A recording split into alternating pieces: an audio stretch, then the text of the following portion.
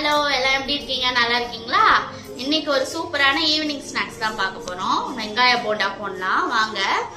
காட்டுங்க, இங்க காட்டுங்க. ஒரு 4-5 வெங்காயம், பெரிய வெங்காயம் இப்படி நல்லா நைஸா கட் பண்ணிக்கலாம். ஓகேவா? கொஞ்சம் புதினா வந்து கட் பண்ணி போட்டுக்கலாம். ஓகேவா? நல்லா ஷார்ப்பா இந்த மாதிரி இதுல கட் பண்ணுங்க. நல்லா மெல்லிசாவும் வரும். நல்லா வெங்காயம் தடிமனா இல்லாம சாப்பிட வந்து நல்லா இருக்கும். இல்லைன்னா தடியா சாப்பிடவே நல்லா இருக்காது, வெங்காயமும் வேகாது. ஓகேவா? இப்ப நறுக்கிக்கலாமா? வெங்காயம் கடகடன்னு கண்ணு எரியுதா? இதுல தேவையான அளவு உப்பு போட்டுக்கலாம்.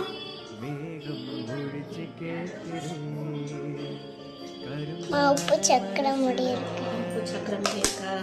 இப்போ இது நல்லா பிசைஞ்சுக்கலாம்.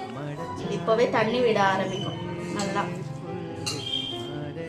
நல்லா பிசைஞ்சிங்கன்னா தண்ணியெல்லாம் வெளில வந்துடும்.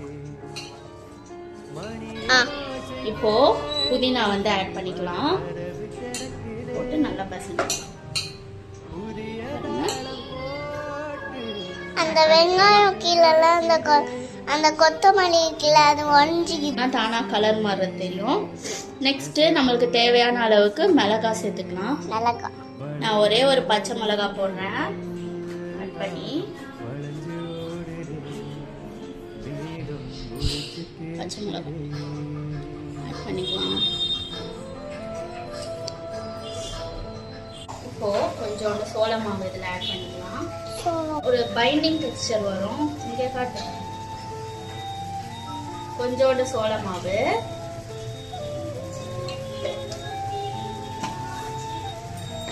அப்புறம் கொஞ்சோண்டு அரிசி மாவு வந்து கொஞ்சம் மொறுன்னு வரும் அரிசி மாவு போட்டிங்கன்னா. இப்போ இதில் வந்து கடலை மாவு கொஞ்சம் ஆட் பண்ணிக்கலாம். ஆட் பண்ணிவிட்டு தண்ணியை சேர்க்க தேவையில்லைங்க. நல்லா பிசைஞ்சா அந்த வெங்காய தண்ணியை வந்து அதில் வந்து போதுமான அளவாக இருக்கும். இதில் உங்களுக்கு பார்க்கும் போதே தெரியும் நல்லா தண்ணி பதமாக தான் இருக்குது.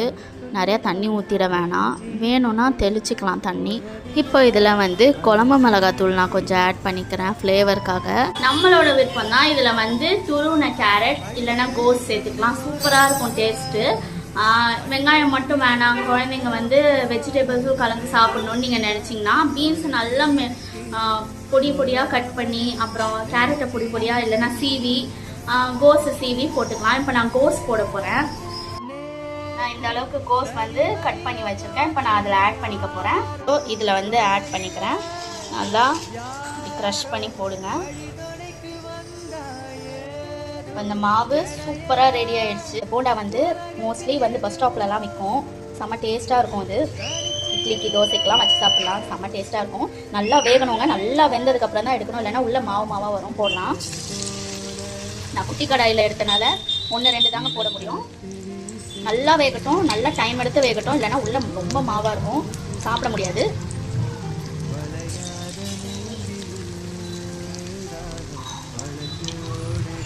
மோஸ்ட்லி காலையில் டிஃபனுக்கு இதெல்லாம் சூப்பராக இருக்கும். இட்லிக்கு தோசைக்கெல்லாம். அடுத்த பேட்சில் அடுத்த போண்டாலாம் போட்டு எடுப்போம். எப்படி வருதுன்னு பார்ப்போம். வேகட்டும். போண்டா வெந்துட்டு இருக்கிற டைமில் நம்ம பண்ணி வச்ச மெஸ் இதெல்லாம் வந்து க்ளீன் பண்ணுவோம். அப்படியே போட்டுருவோம் இல்லை. இதெல்லாம் எடுத்து வச்சுட்டு போண்டா ரெடி ஆனோடனே பார்க்கலாம்.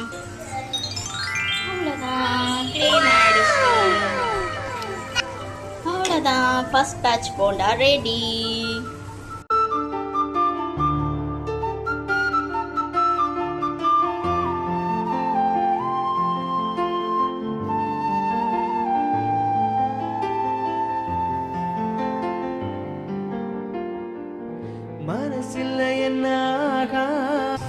அவ்வளோதாங்க, போண்டா செஞ்சு முடிச்சாச்சு.